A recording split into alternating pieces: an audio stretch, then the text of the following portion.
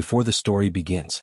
If you're listening on YouTube, tap that like button with the force of an orbital strike, drop a comment telling me which alien species you'd recruit for your squad, and subscribe so you never miss the next tale from the frontier. Now settle in. The lights just flickered and something is moving out there. Rafe Calder first sensed trouble in the way the air inside Ridgepoint Station changed, as if the atmosphere itself had inhaled and refused to exhale.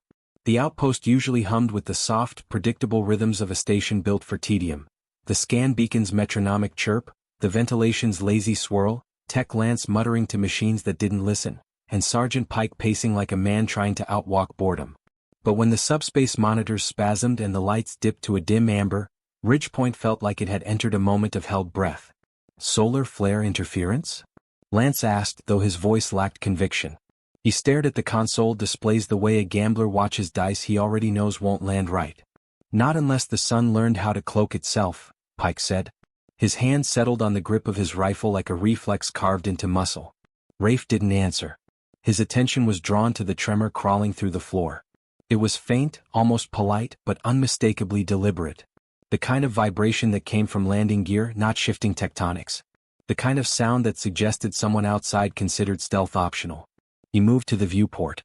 The ridge outside was dark, jagged, and silent, a world of stone and shadow. Then a silhouette resolved at the edge of the floodlights. Not human. Too tall, too angular, too precise in the way it moved. "I've got eyes on contact," Rafe said. "Corthuan shapes." Lance let out a small, disbelieving exhale. "Commandos? Here. Why bother with a monitoring post that barely tracks its own power usage?" Pike gave a thin, humorless smile. "Because someone up the chain called us unimportant. Nothing tempts raiders like an easy meal." The tremor deepened. A second silhouette dropped beside the first. Then a third. Rafe watched the ridge fill with movement, disciplined, synchronized, predatory. He stepped back from the window. They brought a full squad. Breach team formation. Pike barked orders, dragging the crew into motion. Rafe grabbed his rifle and keyed open the auxiliary monitoring feed, watching the raiders sprint toward the outer lock. The Corthuan were known for their precision, their brutal efficiency, and their love of biological weapons engineered without mercy. They were also known for never attacking without a trump card. The first explosion hit the power junction, snapping half the station into darkness. The second ruptured the comm tower. The air smelled instantly of burning insulation, hot metal, and something else beneath it, an organic musk that set Rafe's instincts thrumming. The outer lock groaned. Then the emergency door buckled. Pike shouted for fallback positions. Lance scrambled to reroute power to internal defenses, cursing as sparks leapt from overloaded circuits. Rafe moved into the service hall, positioning himself at the last narrow choke point leading toward the control chamber. The door at the far end split open, and 3 Corthuan commandos swept through, armored in carapace-forged plating. Their movements were silent, ritualistic, almost elegant. The first raised a sonic baton designed to disrupt nervous systems. The second carried a containment spear. The third held a control gauntlet bristling with red-lit nodes. Behind them, the floor vibrated again. Heavier this time, a resonance that made the walls quiver like drums worried about their future. The raiders stepped aside. Something entered. It filled the hall.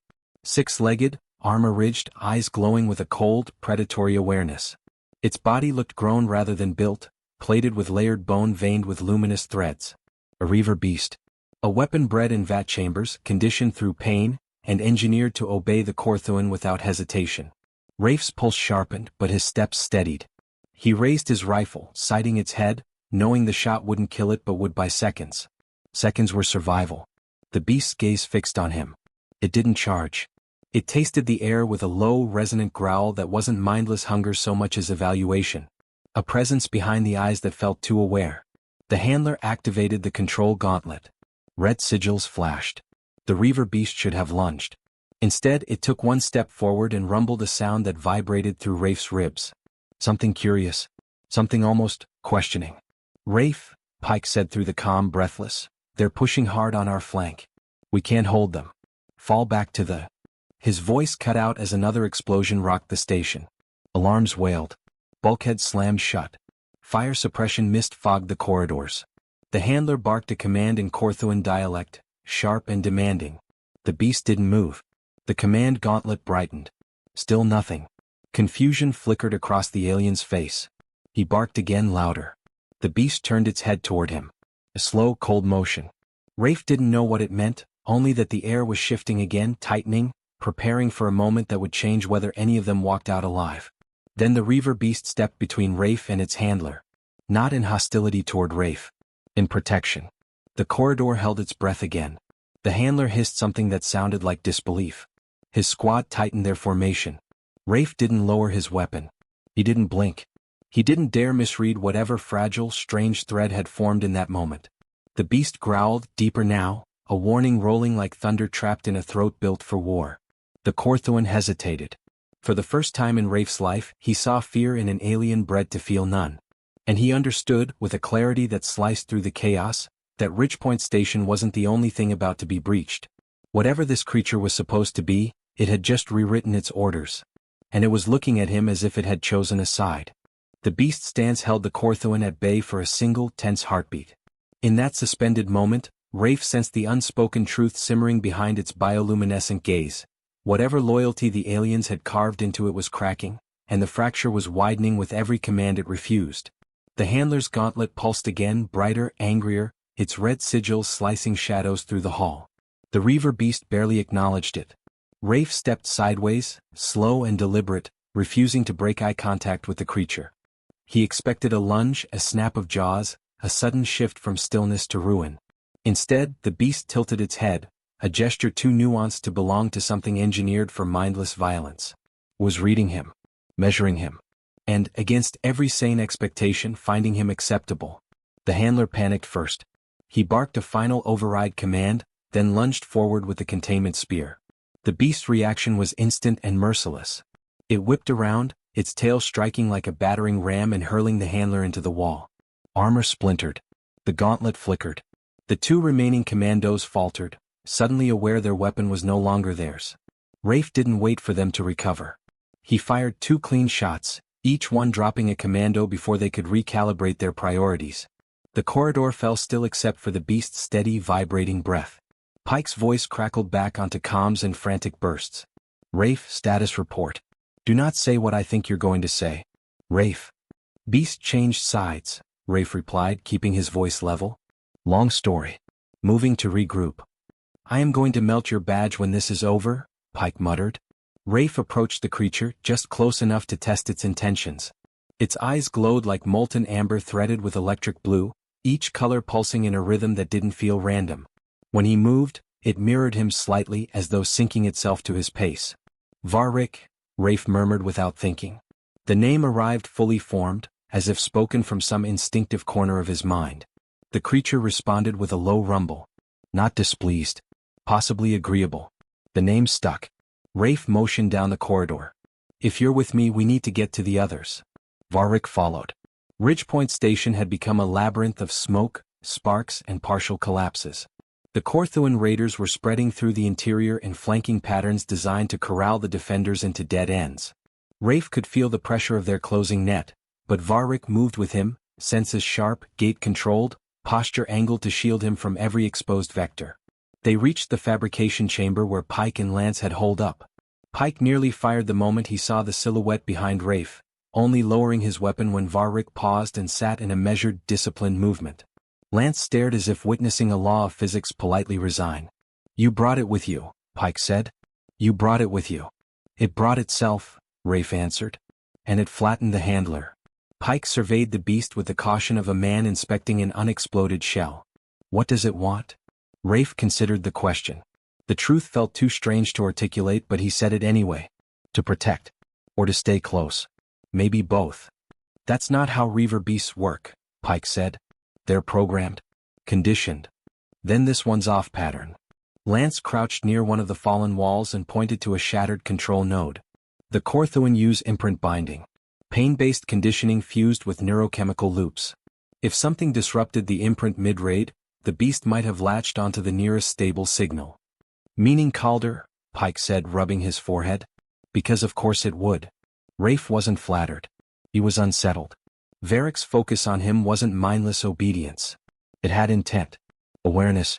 The creature wasn't behaving like a broken tool. It was behaving like a soldier choosing its own faction. The floor vibrated again, lighter but persistent.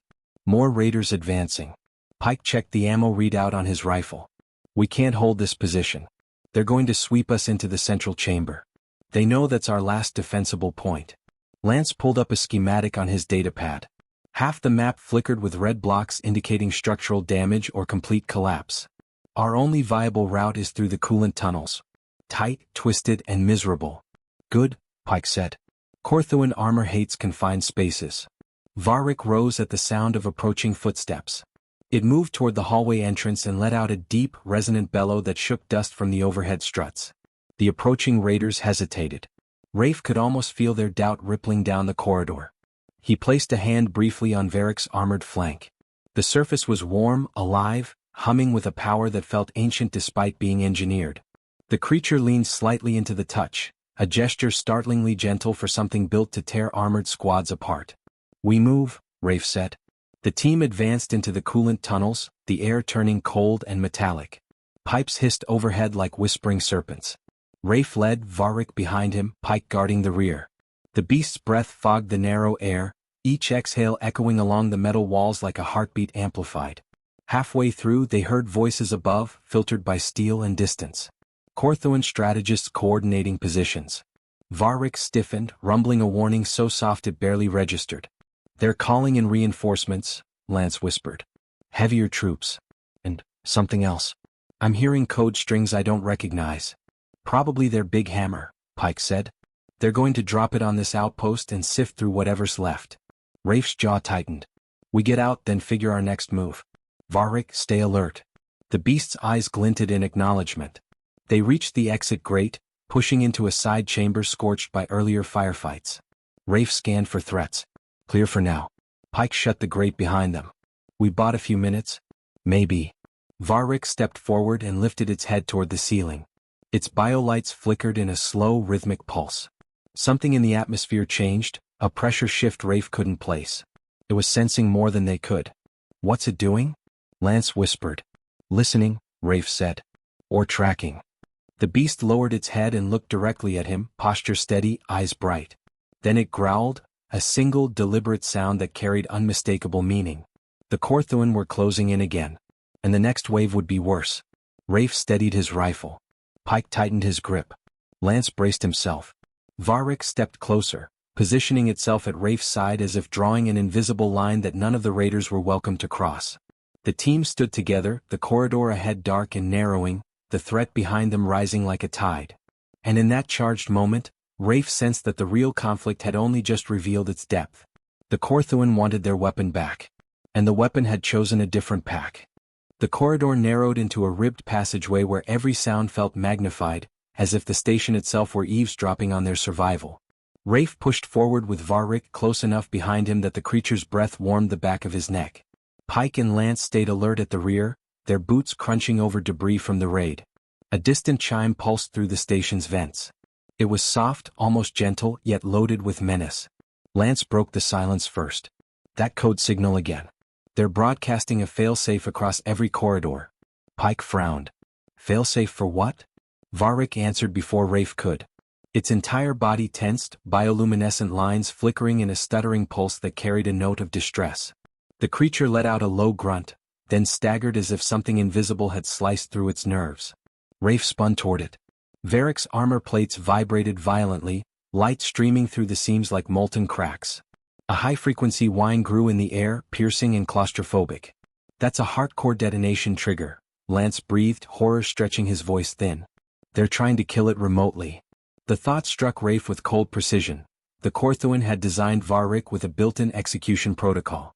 A single signal could rupture the bioreactive core in its chest, reducing the beast to vapor and taking anything nearby with it.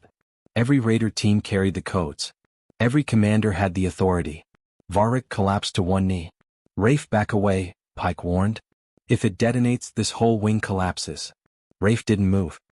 He crouched beside the creature, ignoring Pike's curses. Varric's eyes flickered, not with fear but with fierce determination, as if fighting an internal war. The light beneath its armor brightened, shifting from red to gold, then to an electric blue he hadn't seen before. Lance pointed at the creature's chest. That's not possible. The heart core is supposed to destabilize, not stabilize. The whining frequency peaked, then cut out. The air snapped back to silence. Varric's chest glowed with a steady, powerful burn, the kind that didn't look like a creature resisting control but rejecting it altogether. The light pulsed outward in a ripple that washed along the corridor walls, momentarily dimming every emergency panel. Pike exhaled slowly. Did it override the kill command? His disbelief clung to every syllable. Rafe placed a cautious hand on Varric's neck. The creature's breathing steadied. Warmth returned. Strength returned.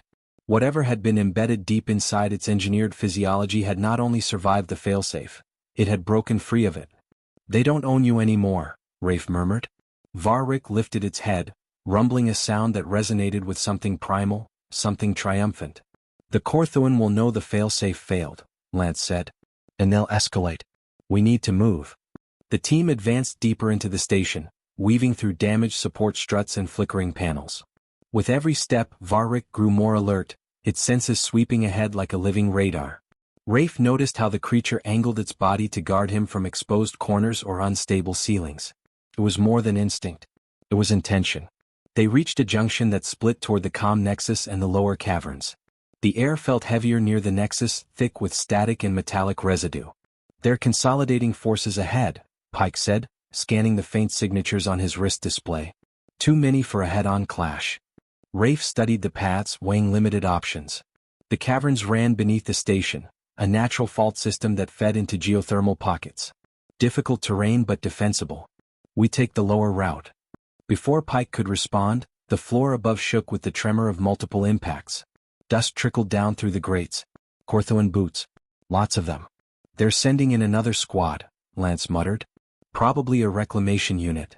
Reclamation meant specialists trained to reassert control over rogue assets. Rafe looked at Varric. "They're coming to take you back."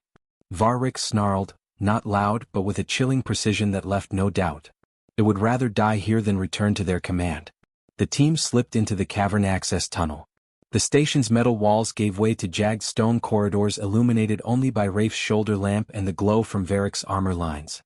Steam exhaled from heated fissures. Water dripped in the distance, echoing like falling beads of glass. Lance checked his datapad again. "The Corthuan are rerouting power to the upper launch deck. They're prepping something big." "Orbital strike?" Pike asked. "Too early. But a ground erasure burst is possible." Rafe froze mid-step. "They want to wipe the station to deny us and Varric." "Exactly," Lance said. "We're not facing a raid anymore. This is a purge." The cavern walls narrowed into a crevice where only one person could fit at a time.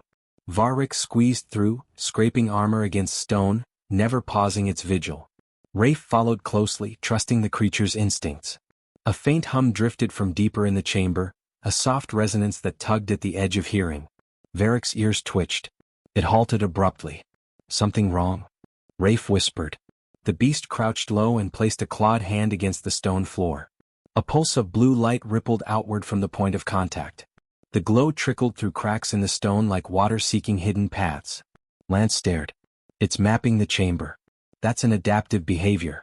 I've never seen a reaver beast do anything that complex." "Adaptation under pressure," Rafe said. "It's learning." Before they could analyze further, the cavern ahead erupted in sparks as a Corthuan breach charge tore open a fresh entry point. A squad of armored raiders stormed through the dust, weapons raised. Pike fired first, dropping one.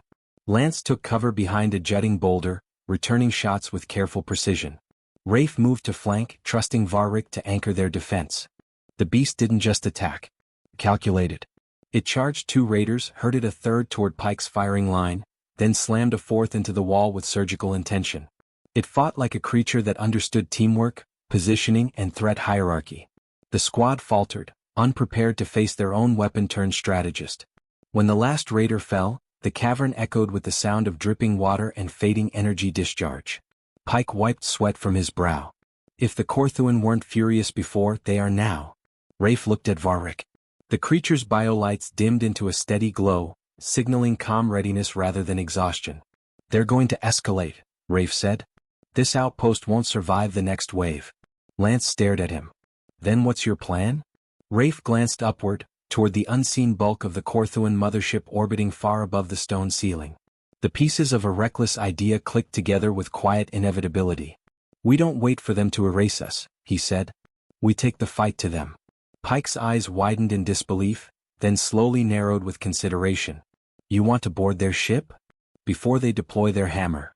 Silence settled over the group, heavy and sharpened by the magnitude of the decision. Varric stepped forward and lowered its body slightly, inviting Rafe to climb onto its back. Not as a mount but as a partner. The beast had already chosen its role in this conflict. Rafe placed a hand on Varric's armored shoulder and accepted. The path ahead tightened, darkened, and promised danger at every turn. Yet for the first time since the raid began, the weight on Rafe's chest felt less like doom and more like determination. They would storm the sky before the sky fell on them. The climb toward the surface began with a shuddering ascent through the cavern's fractured spine.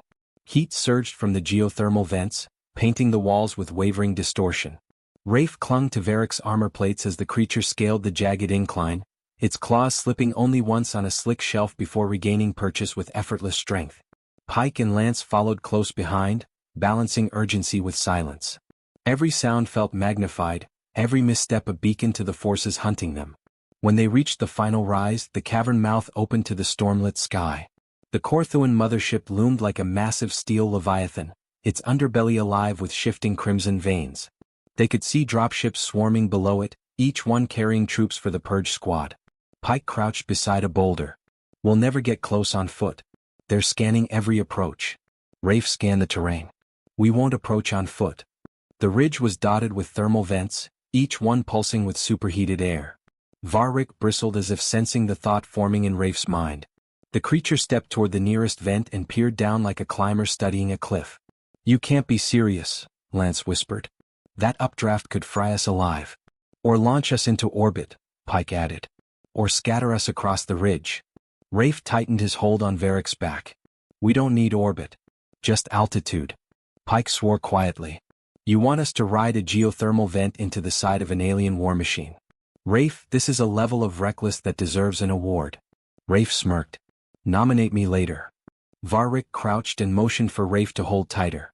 Pike and Lance braced themselves at the vent's edge, preparing to leap onto the creature at the last possible second. The ground beneath them trembled as the vent prepared its next violent exhale. Steam thickened. The pressure climbed. Now, Rafe ordered. The vent erupted in a pillar of searing wind. Varric launched upward, carrying all three men with it. The heat singed Rafe's gloves, and Pike let out a curse swallowed by the roaring wind.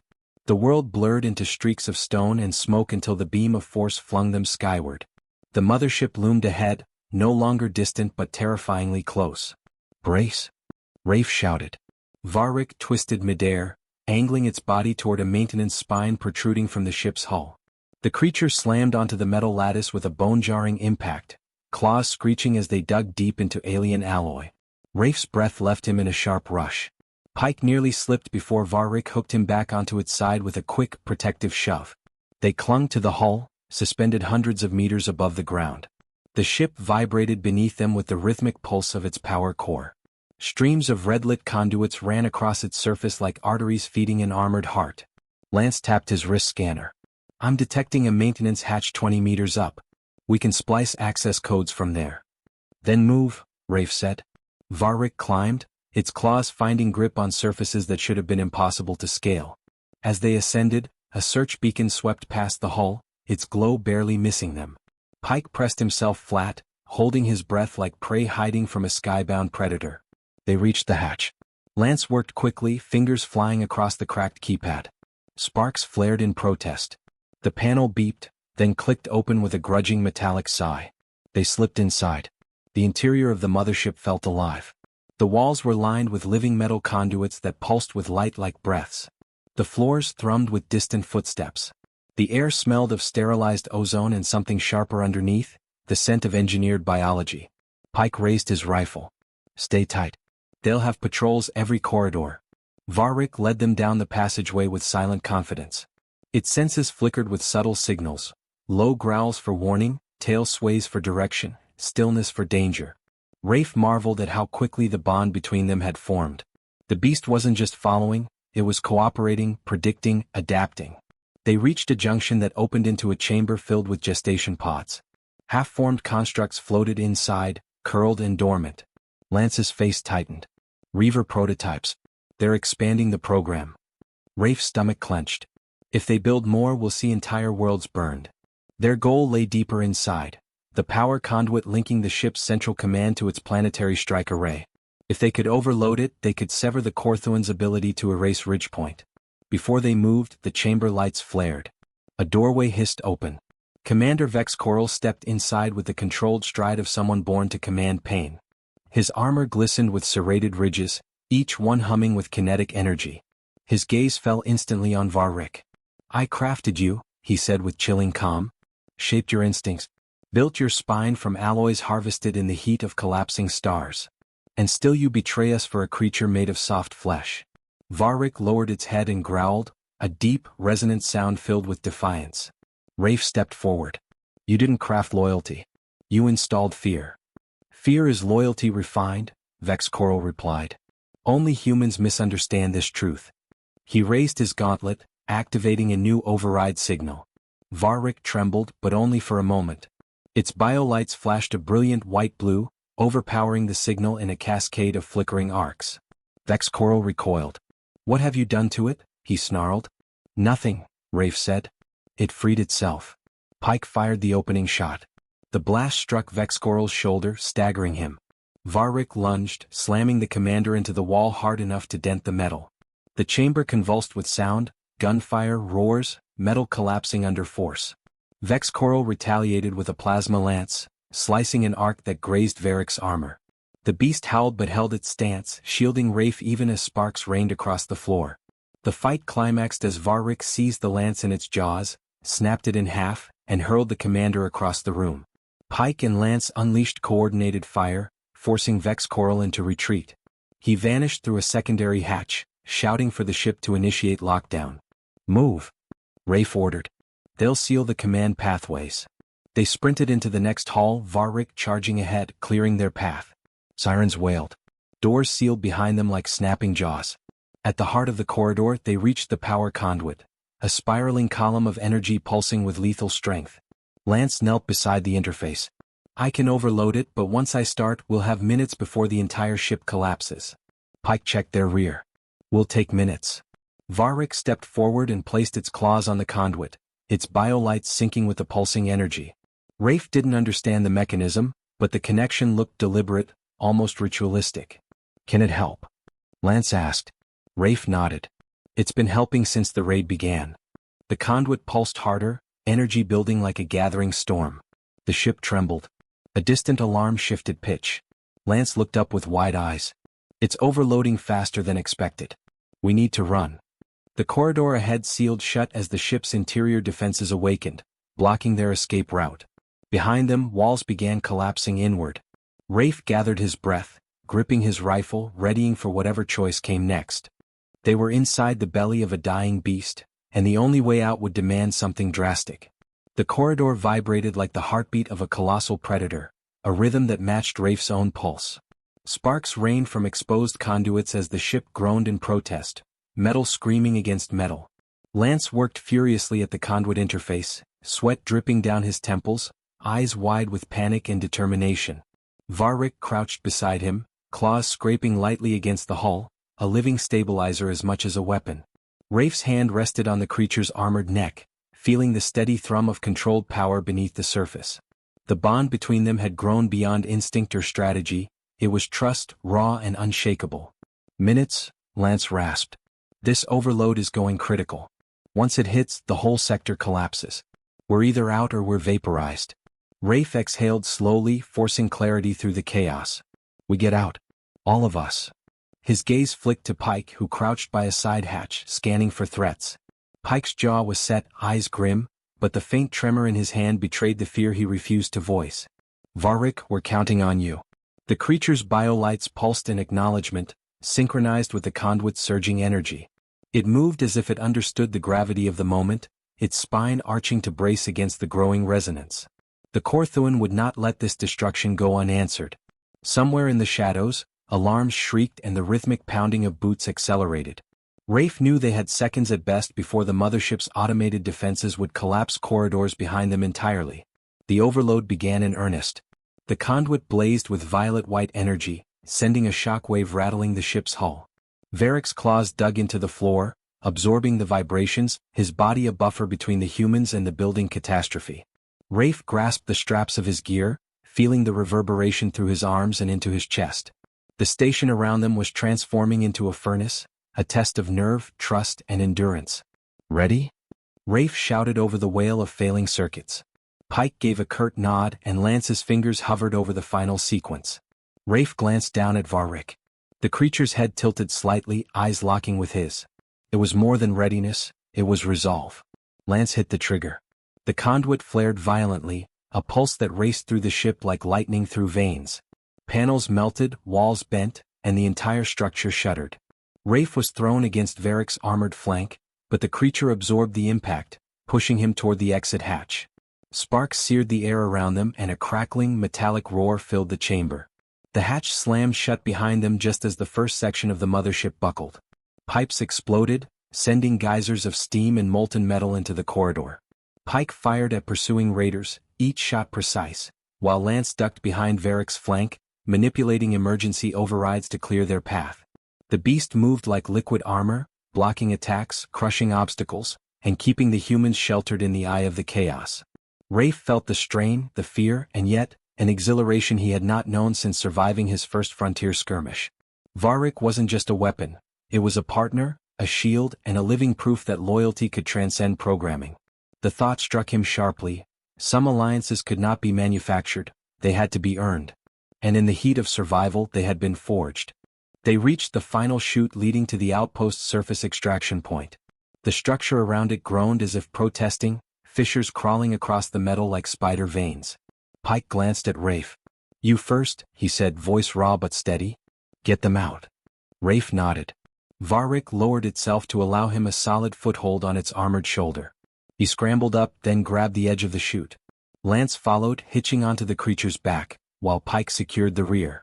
The moment they moved, the mothership convulsed violently. Sections of the floor tore apart, sending debris plummeting into the void below. Sparks arced like miniature lightning storms. Varric surged forward, descending the chute with terrifying grace. Rafe felt the wind rip past him, smelled the acrid tang of melting alloy and ozone, and felt the pulse of the creature beneath him. Every step Varric took seemed calculated to counter the chaos, to absorb the unpredictable, to guarantee survival. It was more than engineering, it was instinct married to choice.